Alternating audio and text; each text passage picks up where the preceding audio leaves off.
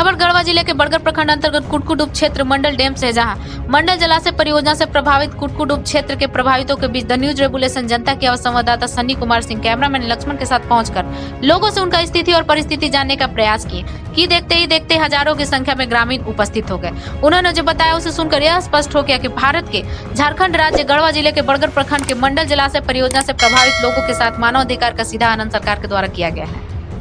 आज से 37 वर्ष पूर्व जब मंडल डैम के बनने से विस्थापित हो रहे 14 गांव के ग्रामीणों ने एकाएक यह कहते हुए कार्य को बंद करा दिया कि पहले मुआवजा पैकेट भूमि, हर परिवार को मकान, शिक्षा सुविधा, स्वास्थ्य सुविधा के साथ सभी परिवारों के सदस्यों को कम से कम एक नौकरी देकर कहीं और स्थापित किया जाए। इसके बाद ही मंडल जलाशय परियोजना को चालू करने दिया जाएगा। लोगों का कहना है कि केंद्रीय सचिव एवं कुटकुट उप क्षेत्र संघर्ष समिति के नेताओं के साथ समझौता हुआ है, पर अभी तक केंद्र सरकार की सिर्फ दोहरी नीति ही सामने आई है। जब 1986 से 87 में विस्थापित परिवारों का सर्वे किया गया तो लगभग 700 परिवारों की सूची बनी। कुल परिवारों में से अभी तक एक भी परिवार को पूर्ण रूप से मुआवजा नहीं दिया जा सका है। आधे से अधिक लोगों को तो कुछ भी नहीं दिया गया। जब इस समय अगर सर्वे कराया जाए तो परिवारों की संख्या हजारों से पार हो जाएगा। ना तो केंद्र सरकार मुआवजा देकर विस्थापित को स्थापित कर पा रही है और ना ही मंडल जलाशय परियोजना को चालू कर पा रही है। इधर प्रभावित लोग बिना मुआवजा लिए जमीन को छोड़ने को तैयार नहीं है और उधर सरकार मुआवजा देने में विफल रही। हमारे संवाददाता ने जब इनके वर्तमान जीवन की परिस्थिति को जानने का प्रयास किया तो यह बात सामने उभर कर आई कि मुआवजा देने के नाम पर सरकार ने सभी परिवारों की भूमि के कागजातों को ले लिया है, जिससे यहाँ के लोगों के बच्चों का भविष्य पूर्णतः अंधकार में है। सरकार की खराब मंशा तब और स्पष्ट हो जाती है जब कुटकुट उप क्षेत्र के लोगों को बिना मुआवजा दिए विस्थापित दिखा दिया और सभी गांव को नक्शा पर डूब क्षेत्र घोषित कर दिया। इनके पास कागजात नहीं होने के चलते विडंबना यह है कि 37 वर्षों से यहाँ के परिवारों को किसी तरह का कोई कागजात, सर्टिफिकेट, यहाँ तक कि जाति, आवासीय, आय प्रमाण पत्र आदि नहीं बन पा रहा है। सक्षम पदाधिकारी यह कहकर लोगों को सरकारी दफ्तरों से भगा देते हैं कि वहां पर एक भी घर व परिवार नहीं है। अगर सर्टिफिकेट चाहिए तो आप वहां का खतियानी भूमि का प्रमाण ला कर दीजिए, जबकि अंचल और ब्लॉक के पदाधिकारी सारे कागजातों को आज से 37 वर्ष पूर्व ही ले चुके हैं। और यदि क्षेत्र के विधायक व सांसद की बात की जाए तो मंडल डैम और कुटकुट डैम डूब क्षेत्र के नाम पर आज तक सिर्फ राजनीति की हुई है। अब देखना यह है कि आगामी आने वाले झारखंड विधानसभा चुनाव में यहाँ के विस्थापित लोगों का क्या निर्णय होता है। तो वहीं आने वाले आगामी चुनाव में क्षेत्र के विधायक व मंत्री यहाँ के विस्थापित लोगों को क्या कुछ जवाब दे पाते हैं। इस पूरे मामले में यहाँ के ग्रामीणों का क्या प्रतिक्रिया, आइए देखते हैं। Ground reporting the news regulation संवाददाता सन्नी कुमार सिंह के साथ। देख रहे हैं द न्यूज रेगुलेशन। अभी जो है कि हम लोग बहुत ही कठिनाई से, एक गाँव है जो भंडरिया क्षेत्र है, वहाँ पे जो है कि उत्तरी कोयल जल परियोजना के तहत यहाँ पे मंडल डैम का निर्माण किया जा रहा है, जिसमें जो है कि काफ़ी ग्रामीण परेशान है। देखिए आज बहुत ही कठिनाइयों से हम लोग इस गांव में पहुँचे हैं। देख सकते हैं जैसे मेरे पीछे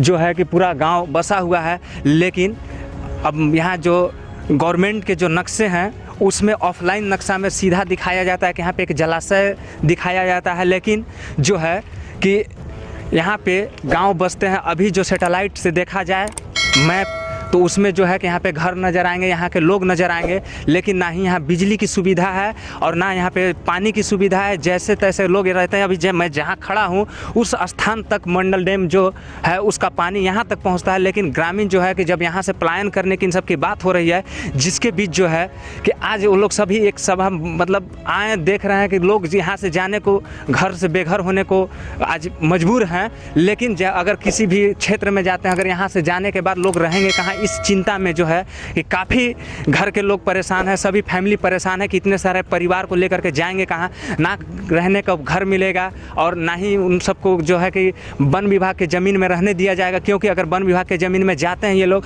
तो वहाँ से भी इन लोग को भगा दिया जाता है।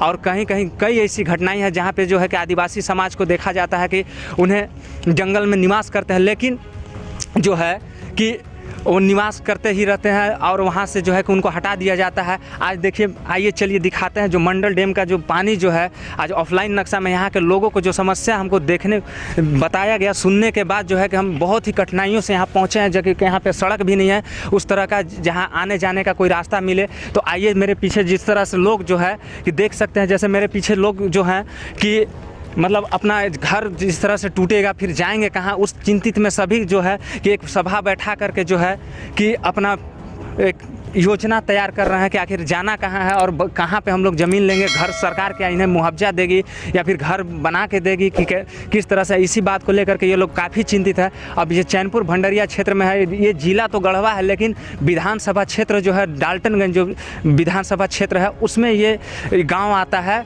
लेकिन जिला गढ़वा है और पलामू से सटा हुआ है। भंडरिया जो यहाँ का विधायक जो है कि आलोक कुमार चौरसिया, लेकिन यहाँ पे कोई सड़क वगैरह बिजली वगैरह कुछ भी नहीं है। अगर उन्हें इस गांव के लोगों के ऊपर ध्यान देने की आवश्यकता है, आइए चलिए दिखाते हैं, उन सब से बात करते हैं कि आखिर जो है कि क्या समस्याएं हैं, अब वही सब बताएंगे। चलिए आइए दिखाइए उन सबको। सामने से जो लोग जो है कि काफ़ी निराश दिखाई, इधर थोड़ा सा गाँव वालों को देखिए किस तरह से बैठ के उदासी में छाए हुए हैं सभी के चेहरे पर। आइए इधर, आइए चलिए इन सब से बात करते हैं जो यहाँ पे सभी उपस्थित हैं। दिखाइए इधर, देखिए किस तरह से जो गांव के लोग हैं जो डेम से प्रभावित, जल जमाव जो होगा उससे प्रभावित होकर के देखिए किस तरह से निराश बैठे हुए हैं कि ये एक अपनी सभा बना रहे हैं कि कहाँ पे जाएं अपने घर परिवार को लेकर के। अगर यहाँ अगर डैम बनने से जब डूबेगा ये गांव तो ये लोग कहाँ जाएंगे, इसी के विषय में ये दिन रात सोचते रहते हैं और जो है कि सरकार से मांगे करते हैं। चलिए आइए यहाँ पे बैठे हुए हैं, इनसे हम बात करेंगे। तो सर सबसे पहले आप अपना नाम बताएंगे। सबसे पहले तो आप मीडिया चैनल भाइयों को हम बहुत बहुत धन्यवाद देना चाहेंगे कि आप लोग गांव में आकर के हम लोगों की समस्या को सरकार तक पहुंचाने का काम कर रहे हैं। मेरा नाम प्रताप तिर्की है और मैं कुटकू डूब क्षेत्र संघर्ष समिति का अध्यक्ष हूं। और हम लोग जो है अपनी डूब क्षेत्र की समस्या को सरकार तक पहुंचाने का कोशिश करते हैं। अपनी हक और अधिकार की मांगों को लेकर के बराबर महीना में एक बार हम लोग बैठक करते हैं, हर एक महीना में बैठक होती है और हम लोग अपनी समस्या को रखते हैं। और समस्या के साथ साथ हम लोग जो है सारे समस्याओं को पत्र के माध्यम से भारत सरकार को, श्री प्रधानमंत्री नरेंद्र मोदी को भी बहुत बार हमने चिट्ठी लिख चुका है और केंद्रीय मुख्य सचिव को भी हमने बहुत सारी चिट्ठी लिख करके यहाँ की समस्याओं से, यहाँ की वस्तु स्थिति से अवगत कराया है। और बहुत बार हम अपनी समस्या के लिए अनुसूचित जनजाति आयोग दिल्ली से भी कांटेक्ट करके इस लड़ाई में जो है उनसे भी सहयोग लेते रहे हैं। तो क्या जब प्रधानमंत्री को आपने जो चिट्ठी, तो क्या उधर से कोई रिप्लाई जवाब उधर से कुछ आया? हम जब भी यहाँ से भेजते हैं तो फैक्स द्वारा भेजते हैं जी, और फैक्स द्वारा भेजा जाता है तो फैक्स द्वारा भेजा हुआ लेटर जो है वो निश्चित रूप से वो एक्सेप्ट हो जाती है, लेकिन उसका रिप्लाई आज तक जो है नहीं हुआ है। हमको किसी भी तरह का उसका जवाब आज तक नहीं मिला है और इसी तरह से जो है जवाब नहीं मिला है तो निराश होकर के हम लोग जो है क्या कदम उठाए क्या नहीं उठाए, हम लोग निराश होकर के इस तरह के बैठक आयोजित करते रहते हैं कि मतलब कहाँ पे बसना है। अगर डूब जाता है किसी तरह से गांव तो आखिर गांव के लोग जाएंगे कहाँ? तो सर बताइए, आप लोग जो बैठे हुए हैं तो आप लोग का मांगे क्या है? हम लोग का मांग जो है, पूर्व में इस डैम की शुरुआत हुई थी 1970 में जी। एक उत्तरी कोयल जलाशय परियोजना, इस डैम का शुरुआत लगभग 1970 में इसका डैम का शुरुआत हुआ था। लेकिन शुरुआत होने के साथ साथ में इस गांव का सर्वे भी हुआ था। टोटल ये गांव जो है हमारा गांव, डैम की ऊंचाई उस समय सरकार अपने हिसाब से नक्शा तैयार की थी 367 मीटर था जी, डैम की ऊंचाई इसको बनाना था जी। और उसके अनुसार गांव का सर्वे किया था जिसमें 14 गांव आ रहे थे जी। और 14 गांव को सर्वे में लिया, डूब क्षेत्र में लिया और 14 गांव के टोटल परिवारों की गिनती जब किया तो उसमें मात्र 667 परिवार ही थे उसमें जी। 14 गांव मिला करके मात्र 667 परिवार ही थे उस समय जी। और उस समय सरकार जो है हम लोगों को, चाहे यहाँ के पब्लिक को, किसी भी तरह की कोई जानकारी नहीं दिया कि डैम की ऊंचाई इतनी बड़ी होगी, आप लोगों को यहाँ से विस्थापित होना पड़ेगा। इसकी जानकारी सरकार उस समय यहाँ के पब्लिक को नहीं दिया। अंधकार में रख करके डैम का काम शुरू किया, लेकिन जब धीरे धीरे देखा लोग कि नहीं डैम का ऊंचाई बहुत ऊपर हो जा रहा है तो लोगों को डर लगने लगा कि जब इतना ऊंचा डैम बनेगा तो यहाँ से पानी जब रुकेगी तो आखिर हमारा गांव तो डूबेगा। तो इस तरह से जो है 1984 में जी पहली बार यहाँ के ग्रामीण लोग जो डूब क्षेत्र से प्रभावित होने वाले थे, 14 गांव के लोग, पहली बार 1984 में जो है हम लोग डैम में काम को बंद किए और 1 महीना 3 दिन हम लोग डैम के घटना स्थल पर ही, डैम स्थल पर ही रहे और किसी को 1 महीना 3 दिन तक किसी को भी कोई भी काम हम लोग नहीं होने दिए। अंत में तब उस समय बिहार सरकार हुआ करता था, तो वहाँ के जल संसाधन सचिव आए और उनका नाम था विजेंद्र यादव, और उनके साथ समझौता हुई थी हम लोग का डूब क्षेत्र संघर्ष समिति का प्रतिनिधि मंडल, और उसके साथ समझौता हुआ था। तो उन्होंने कहा था कि हम प्रति परिवार एक आदमी को सरकारी नौकरी देंगे, एक आदमी को सरकारी नौकरी देंगे, और आपका 1 एकड़ ज़मीन का, रैती ज़मीन का पेमेंट देंगे, गरमंजरुआ ज़मीन का भी पेमेंट देंगे, आपका कुआं है, तालाब है, बारी है, चाहे पेड़ पौधा है, वो सारा चीज़ का पेमेंट देंगे जी। इस तरह से जो है समझौता हुआ, तब जा करके हम लोग डैम का काम चालू होने का ये जो है आदेश दिए कि ठीक है काम आप चालू कीजिए, लेकिन पेमेंट भी शुरू होना चाहिए। इस तरह से 1984 के बाद जो है पेमेंट होना शुरू हुआ, और 1984 से लेके 1986 तक डैम का काम तेजी से चलते रहा, और पेमेंट भी उस समय चलते रहा जी। पेमेंट में जो है बहुत धांधली हुई। 1 नंबर जमीन का मात्र 14,000 रुपये एकड़ के हिसाब से पेमेंट हुआ। गरमंजरुआ जमीन का पेमेंट आज तक लोगों को नहीं मिला। 667 परिवार थे पूरे डूब क्षेत्र में, उसमें से मात्र 214 लोगों को सरकार आज तक नौकरी दी।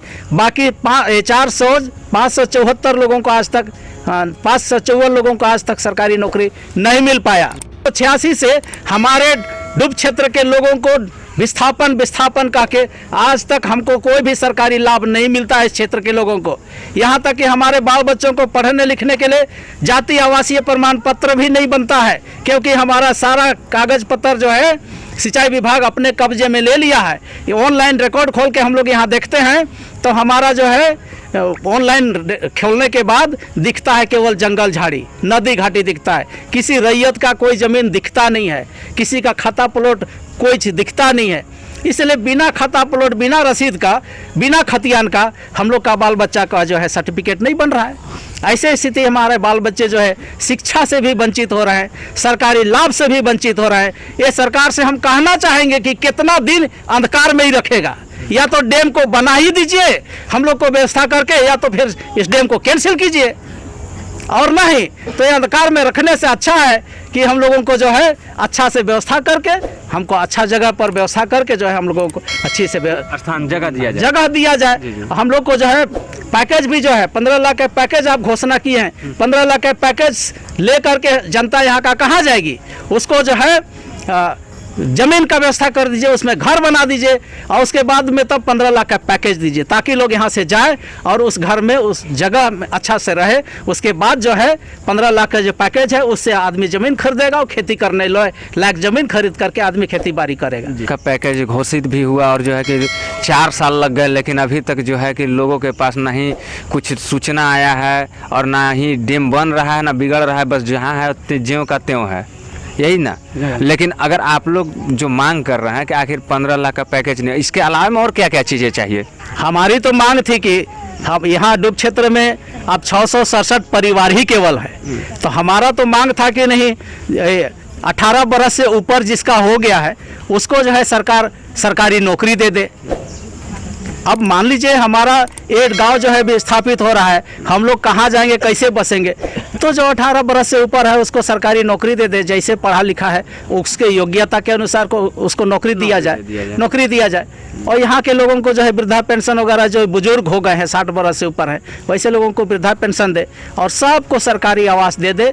जहाँ बसाए वहीं पर स्कूल, हॉस्पिटल, आंगनबाड़ी, जो भी व्यवस्था होती है सरकार की, वो सारा चीज़ मुहैया करा दे। हम लोग यहाँ पर रहना नहीं चाहते, क्योंकि देख रहे हैं कि हम लोग अंधकार में 1986 से लेके अभी तक हम लोग अंधकार में है। इस अंधकार में हम लोग नहीं रहना चाहते हैं, निकल करके जो है हम लोग अच्छी ज़िंदगी जीना चाहते हैं। हमारे बाल बच्चों का भविष्य को हम लोग उज्जवल देखना चाहते हैं। चलिए बहुत बहुत धन्यवाद। आइए चलिए मिलते हैं, अभी और भी ग्रामीण लोग उपस्थित हैं, तो इन सब से भी बात करेंगे कि आखिर यहाँ पे आप लोग को क्या समस्या होती है।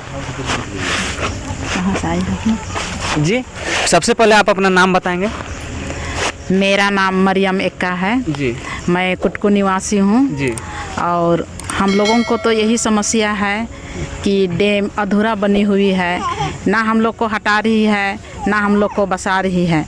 हमारी समस्या चारों ओर अंधकार ही अंधकार फैला हुआ है। हम लोग चाहते हैं कि यहाँ से हम लोग कहीं जाएं, लेकिन सरकार हम लोग को नहीं ले जा रही है। सरकार हम लोग को अंधकार में रखी है। हम लोग का सोच है कि बच्चा लोग का पढ़ाई लिखाई कैसे होगी। हम लोग का बच्चा लोग के लिए ना जाति आय निवास कुछ नहीं बन रहा है, और जो भी यहाँ पढ़े लिखे हैं उन लोग का भी जीवन अंधकार ही अंधकार में है। आज फौजी में भी कोई लड़का लोग बहाली नहीं हो पा रहा है। यहाँ से अभी एक भी लड़का लोग ना लड़की लोग कोई काम सरकारी योजना में नहीं कर रहे हैं ना। जैसे अभी यहाँ स्कूल दिया हुआ है और आंगनबाड़ी है, उसी तरह स्वास्थ्य से भी आते हैं नर्स लोग, उन लोग भी कभी आते हैं कभी नहीं भी आते हैं। और यहाँ सुई के लिए छोटा बच्चा लोग को जैसे BCG का टीका सब देना पड़ता है, डिलीवरी के लिए हर चीज़ के लिए समस्या होती है। सभी महिलाएं सुई नहीं ले पाते हैं। बच्चे को बाहर लेकर जाने के लिए भी हम लोग के लिए उस तरह सुविधा नहीं है। सबके पास गाड़ी नहीं है। यहाँ हम लोग सभी कोई गरीब तो क्या लोग, यहाँ पे सड़क है? यहाँ हमारे लिए किसी तरह का सुविधा नहीं है। कच्ची रास्ता है, जैसे पैर से चल के जाने के लिए, गाड़ी के लिए यहाँ रास्ता रोड तो यहाँ नहीं से है। शहर कितना दूरी है, कितना किलोमीटर का दूरी पे? यहाँ से हम लोग को शहर जाने के लिए जैसे बरवाडी हुए, यहाँ से 26-27 किलोमीटर होगी। यहाँ कुटकू से बरवाडी, और बरवाडी से लेके डाल्टनगंज जाने के लिए और दूरी है, और यहाँ से भंडरिया जाने के लिए भी वही हम लोग का 26-27 जंगल के रास्ते जंगल ही जंगल चारों पट्टी है। महिला लोग कच्ची सड़क है, कच्ची सड़क हम लोग के लिए यहाँ है, जाने आने में असुविधा है। जब तक हम लोग यहाँ रह रहे हैं तब तक के लिए हम लोग के लिए कच्ची रोड को भी अच्छा से बना दे, वैसे भी हम लोग चाहते हैं, लेकिन सरकार कभी नहीं सुनती है, नहीं बना देती है। हम लोग किसी तरह यहाँ से निकलते हैं रात बिकार, और कहीं सांप गोजर काट देता है। जिस तरह डैम में अभी पानी भर जाती है तो सब नदी का पानी इधर गांव तरफ आने लगता है, तो गांव तरफ जहरीला सांप घुसने लगता है। कितने लोग को काट के मुआ भी दिया है, लेकिन हम लोग का इलाज भी नहीं हो पाया है। लेकिन सरकार अभी तक नहीं सुन रही है, हम लोग को अंधकार में रखी है। चलिए सही दवा सब बना दे।